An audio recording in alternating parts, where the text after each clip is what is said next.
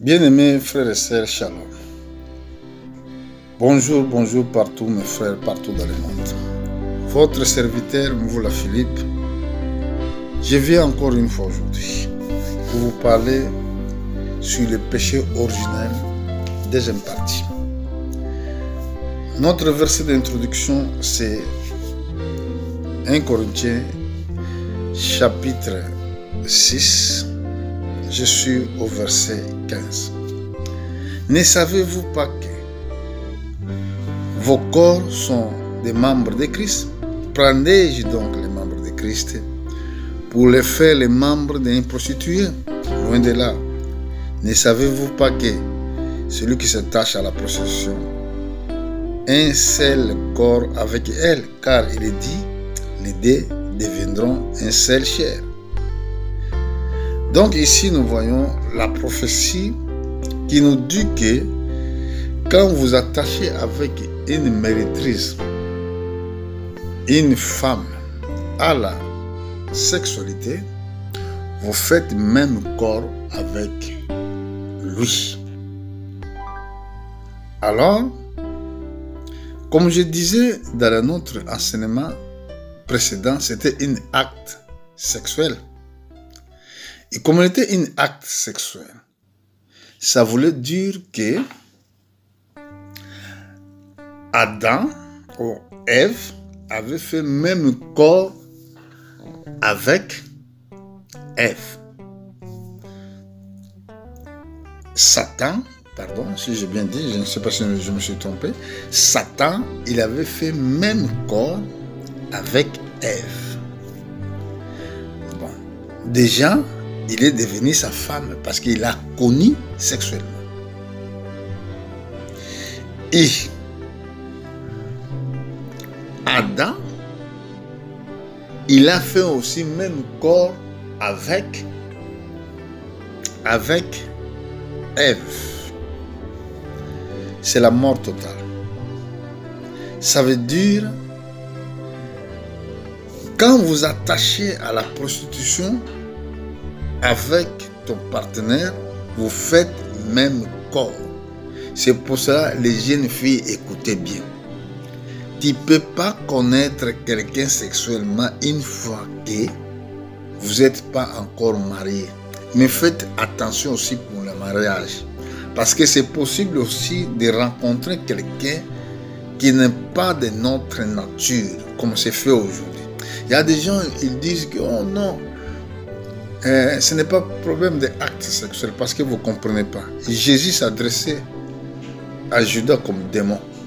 Vous savez, les esprits de démons, origine des esprits de démons, vous devez avoir d'abord l'esprit d'écouter. Ne rejette pas la prophétie, la Bible dit, mais examinez. Alors, voilà le pourquoi. Et une fois que tous ils sont faits, même corps, c'était maintenant difficile parce que nous avons un ADN satanique par rapport à notre sang. Parce que la vie de la chair, ça se trouve dans le sang. Une fois que nous sommes nés dans cette nature, c'est très difficile d'être sauvé. C'est pour ça, en enfer, il y a beaucoup de hommes. La question est posée quand tu étais sur la terre, est-ce que tu avais cru la parole de Dieu? Voilà la raison principale que Jésus est venu, parce que c'est lui seul qui est venu craser la tête du serpent, craser la puissance, dans d'autres termes, craser sa puissance. Il a fallu que le sang de substitution,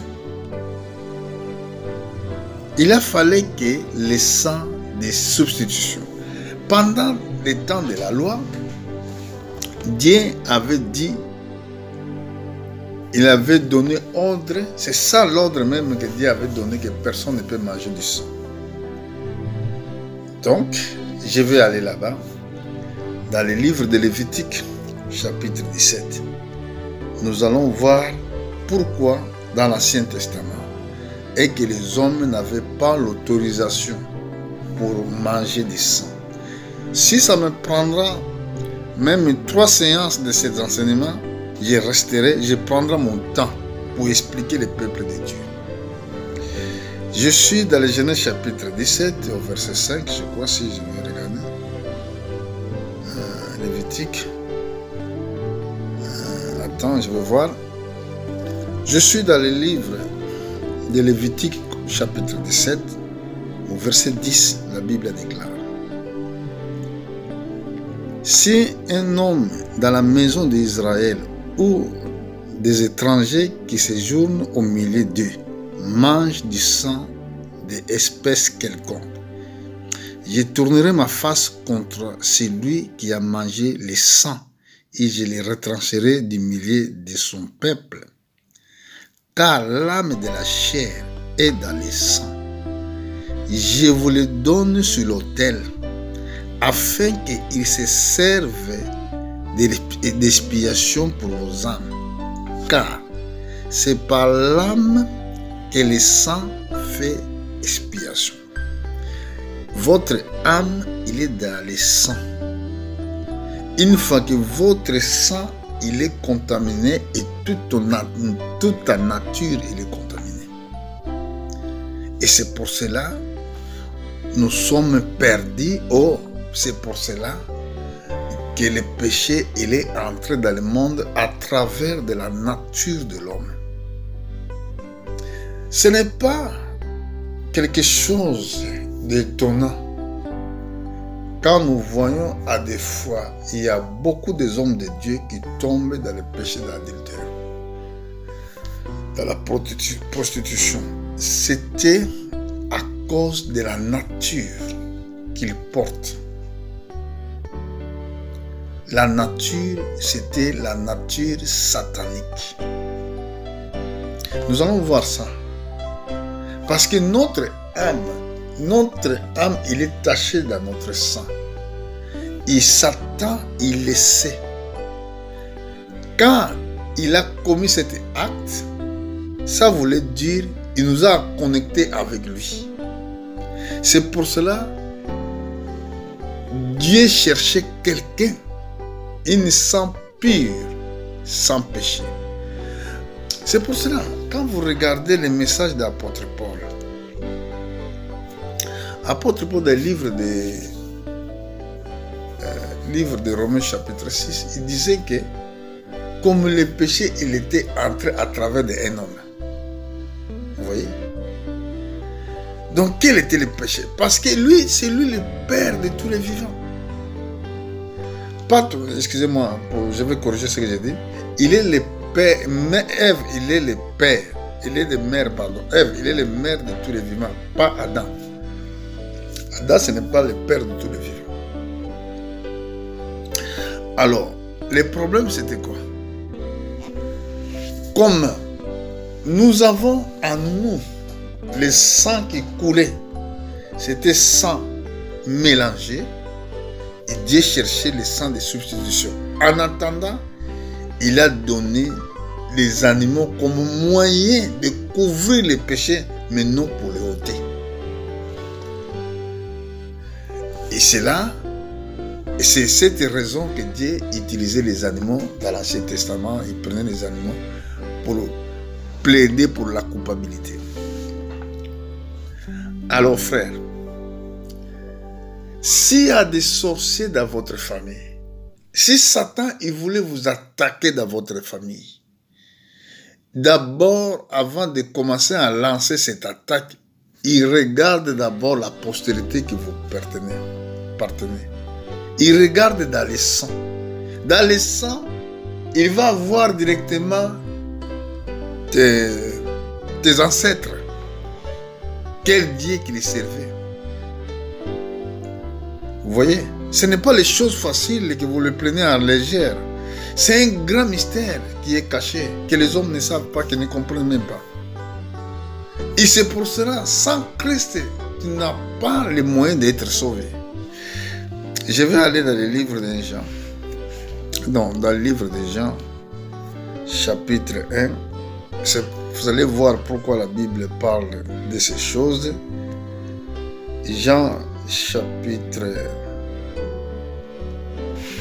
chapitre 1. Je suis en train de chercher mon passage. Chapitre 1, je suis monté au verset 11. Écoutez la parole de Dieu. La Bible dit, il est venu chez les siens, et les siens n'ont point reçu. Mais tous ceux qui ont reçu, ceux qui croient à son nom, il est donné le pouvoir de devenir les enfants de Dieu, laquelle sont nés. Regardez bien, laquelle sont nés, non du sang, ni de la volonté de la chair, ça veut dire de la volonté de sexe, ni de la volonté de l'homme, toujours sexe, mais de Dieu. Ici, pour être un enfant de Dieu. Celui qui m'a posé la question, écoutez bien, si tu vas me suivre dans cet enseignement. Ici, il parle des fils de Dieu. Ça veut dire que le fils de Dieu ne peut pas être les hommes qui ont la nature terrestre, qui sont nés d'une forme habituelle. Donc, ils font la transformation. Mais où se cache la transformation? Parce que la nouvelle naissance, comme la Bible, ceux qui sont nés, non du sang, ni de la volonté de l'homme, ni de la volonté de la chair. Donc, ça veut dire, la culpabilité, ça se trouve dans le sang. Le sang qui a été souillé. Jésus a dit ça aussi à Nicodème. Au chapitre 3, verset 5, il a dit, Jésus lui répondit, en vérité, je te le dis, si un homme ne naît d'eau et d'esprit, ne peut entrer dans le royaume des cieux. Donc tu dois obligatoirement changer. Mais qui peut le faire? Cet changement, c'est Jésus-Christ lui-même. Parce que la promesse de Dieu nous dit dans le livre de Marc, je vais aller dans le livre de livre des Actes des Apôtres, chapitre 2, verset 38. Verset 38, écoutez la parole de Dieu. Je sais que beaucoup, ceux qui ne veulent pas apprendre, ceux qui n'ont pas l'humilité, ils vont refuser cet enseignement. Mais ça, ce n'est pas moi. Vous me chamaillez, ça ne sert à rien de contester contre moi. Moi, je lis la Bible et je vous explique ce qui est marqué. Parce que j'ai reçu le don de la part de Dieu. La Bible dit ici, au verset 38, chapitre 2, Pierre leur dit, repentez-vous et que chacun de vous soit baptisé au nom de Jésus-Christ pour le pardon de vos péchés et vous recevez le don du Saint-Esprit. Écoutez bien, c'est très très important. Car la promesse est pour vous, pour vos enfants et pour tous qui sont loin, et aussi grand nombre que le Seigneur, notre Dieu, les appellera. Donc, ici nous voyons le baptême du Saint-Esprit. C'est ça qui nous donne ce droit d'être appelés les enfants de Dieu. Bon, écoutez maintenant. Où ça cache le mystère? Le mystère parce que l'âme de la chair, ça se trouve dans le sang. Et maintenant, quand tu crois Seigneur Jésus-Christ, ce n'est pas maintenant ton vieille nature qui va demeurer avec toi. C'est Dieu à travers son esprit qui va entrer dans ta vie. Et là, ça se voit que le sang qui t'y avait, le sang adamique, ça va quitter ton corps. Tu seras effacé dans les livres des sorciers, effacé dans les livres de tes ancêtres. Maintenant, tu es devenu enfant de Dieu adopté. Adopté. C'est pour cela que l'apôtre Paul nous parle de l'adoption dans les livres de Romains. Nous sommes adoptés. Donc, parce que notre vie, ça se trouve dans notre sang.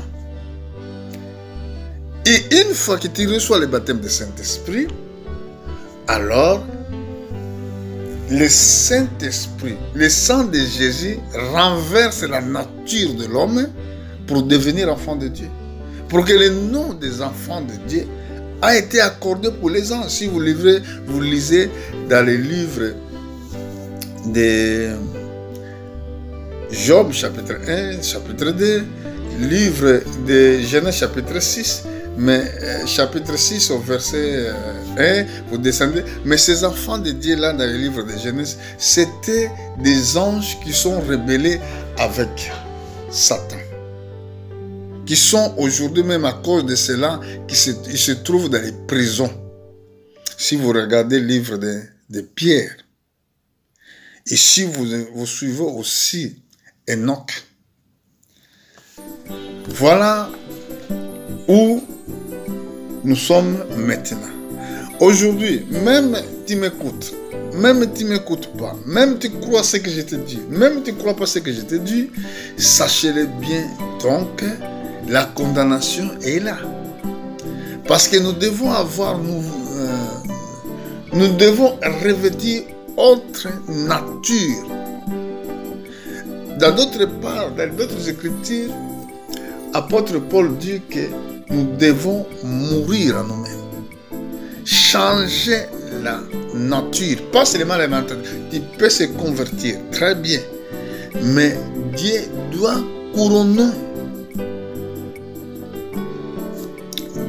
couronner quelque chose dans ta vie. Ça veut dire c'est l'Esprit de Dieu. Quand tu reçois le Saint-Esprit, ça veut dire que tu as en toi nouvelle nature. Tu es devenu une nouvelle créature. Donc, tu n'as plus la condamnation sur toi. Tu es passé à la mort, à la vie. Voilà le mystère des péchés originels. Bon, tout à l'heure, nous avons dit que Caïn était l'enfant de... Ce n'est pas été enfant d'Adam, mais c'était, oui, l'enfant d'Ève. Ils sont nés les jumeaux. Il y a quelqu'un qui m'a posé la question, il dit, mais comment c'est possible? Oui, on le voit même dans les chiens. Les chiens, quand une femme a un cycle, le cycle normal, mais si il peut coucher avec les deux hommes, il peut avoir une grossesse de jumeaux, comme était Caïn et Abel. Il était des jumeaux, chapitre 4, livre de Genèse. Mais comme la Bible dit que je mettrai inimitié entre toi et la femme, entre ta postérité et sa postérité, nous avons vu que directement, grandissant dans leur maison, même maison, les grands frères n'aimaient pas son frère. Il avait un cœur rancunier contre son petit frère. Pourquoi? Parce que c'était des postérités. L'autre qui est venu à travers Adam et l'autre qui est venu à travers serpent. Et c'est comme ça nous avons des mêmes difficultés, des mêmes conflits jusqu'à aujourd'hui. Ce n'est pas question de dire que pour être un sorcier inconscient, tu vas commencer à avoir des rêves, non. Et c'est à partir des sangs. À partir des sangs que vous avez. Écoutez, pour identifier un sorcier, selon les Écritures, la Bible va nous dire. Jésus avait dit cela aussi. Il avait dit que vous les reconnaîtrez dans leurs fruits. Vous voyez? Il s'agit des fruits que nous mangeons. Mais vous devez savoir qu'il y a des fruits naturels, il y a des fruits spirituels. Quand la Bible parle de fruits de bien et de mal, ce n'était pas des fruits naturels, c'est des fruits spirituels. Quand la Bible parle de arbres de vie, c'était des arbres spirituels. Parce que la vie, c'est Dieu. La vie, c'est Jésus. Connaissance du bien et du mal, ça veut dire quelqu'un qui connaissait déjà le vrai chemin, il a choisi le chemin du mal. Je vais continuer à développer. Si vous serez content que je continue à vous expliquer ces mystères, manifestez-les dans vos commentaires. Alors, nous allons venir où? Pour voir quelqu'un qui a l'esprit de la sorcellerie dans le sang. Je suis dans le livre de Samuel, chapitre 15. Je vais monter au verset 22. Samuel dit: L'Éternel trouve-t-il du plaisir dans les holocaustes et les sacrifices, comme dans l'obéissance à la voix de l'Éternel? Voici l'obéissance vaut mieux que les sacrifices, et l'observation de sa parole vaut mieux que la grâce des béliers. Car la désobéissance est aussi coupable que la divination. Ça veut dire c'est la sorcellerie. Et la résistance ne l'est pas moins que l'idolâtrie et la théraphin. Puisque tu as rejeté la parole de l'Éternel, et l'Éternel te rejette aussi comme roi. Vous voyez ici, nous voyons la nature de la résistance. Quelqu'un qui ne croit pas, quelqu'un qui doute à la parole de Dieu, ça c'est la véritable nature des serpents anciens. C'est la véritable nature de Lucifer. Qui ne croyait pas de ce que Dieu avait dit, qui a cherché de révolter. C'est ça la nature des enfants rebelles aujourd'hui. Et Dieu nous aide. Voilà. C'est par rapport au sang qu'il porte. Et tout le monde qui n'a pas encore reçu Jésus-Christ, qui ne sont pas des sorciers avec conscience, hein, comme on l'appelle les sorciers volants, qui ne sont pas encore des sorciers volants, mais ils sont aussi des sorciers par rapport à leur nature. Parce que, une fois que si le diable va les chercher, ils seront les victimes, ils seront, pour le diable, comment je dirais, ça me manque de mots, trop facile à récupérer.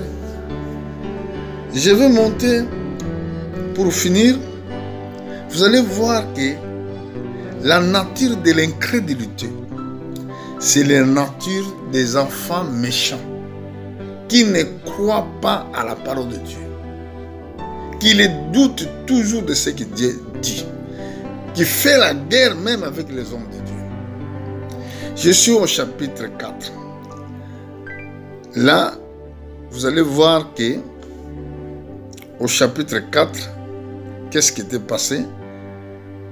Avant que Caïn va au-delà pour aller tuer son frère. Je suis au verset 6. La Bible dit, Éternel dit à Caïn, pourquoi tu es irrité? Pourquoi ton visage était abattu? Certainement, si tu agis bien,